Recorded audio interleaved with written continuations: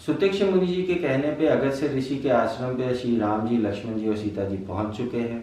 अगस्त्य जी से तीनों ने मिलने के बाद में अगस्त्य जी ने अपना स्नेह राम जी के प्रति व्यतीत किया और उन्हें राय दी कि आप गोदावरी के तट के ऊपर जाकर अपनी एक कुटिया बनाइए और वहाँ पे आपका बाकी का वनवास व्यतीत कीजिए।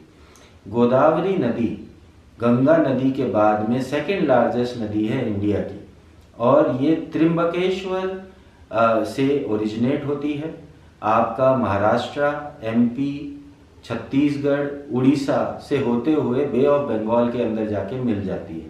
यानी ये नदी दक्षिण गंगा के नाम से भी जानी जाती है क्योंकि ये दूसरी लंबी नदी है जो गंगा जी जो नॉर्थ में बहती है उसी तरह से ये साउथ में बहती है। इस नदी के तट पे जो आश्रम बनाने की जगह अगस्त्य जी ने बताई थी उसे उस टाइम पे पंचवटी भी कहा जाता है और जो पंचवटी इसलिए भी फेमस है क्योंकि यहाँ से राम जी का रावण के वंशज या उसके रिश्तेदारों से संपर्क होना चालू हो जाता है।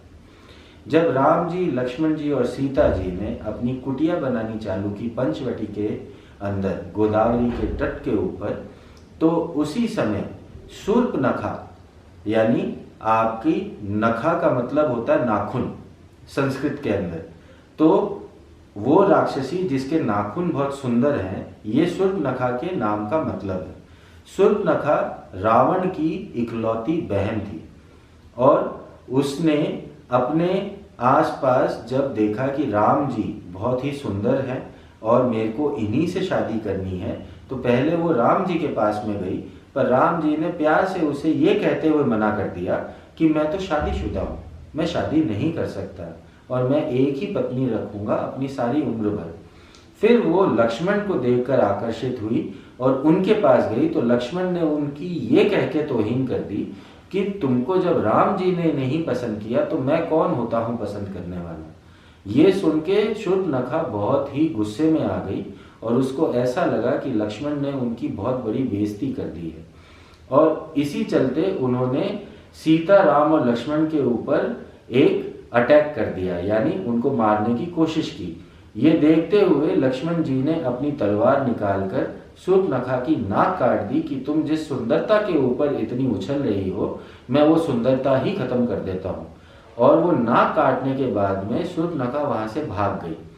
उस समय पे उस एरिया के अंदर रावण ने वो राज्य खरदूषण और त्रिशरा, जो उसके कजन भाई थे, उनको दे रखा था और शूर्पनखा उन्हीं भाइयों के पास गई। वो भाई अपनी बहन की ये दुर्गति देखकर बहुत ही उत्तेजित हो गए और उन्होंने भी राम जी, सीता जी और लक्ष्मण के ऊपर हमला करने के लिए अपनी सेना के साथ कूच कर दिया। पंचवटी एक ऐसी जगह है जहाँ पे राम जी, सीता जी और लक्ष्मण ने मिलकर 14,000 सैनिक और खरदूषण और त्रिशरा को भी मारा बताया जाता है। इसलिए इस जगह की एक अपनी महत्वपूर्ण गाथा है। बने रहिए हमारे साथ वनवास के और अध्याय के बारे में महत्वपूर्ण जानकारी लेने के लिए।